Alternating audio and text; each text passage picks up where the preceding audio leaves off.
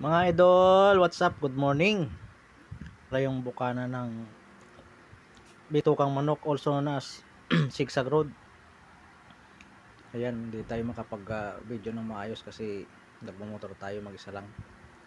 Wala tayong tagahawak. Bali, share ko po sa inyo ngayon, idol, yung mga dinaanan ko dito. Yung mga magandang tanawin na dinaanan ko.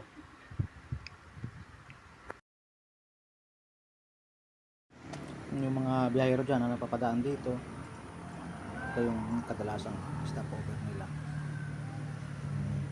Picture taking sila dito, pinagmamasdan nila yung magandang view. Sigsag Road.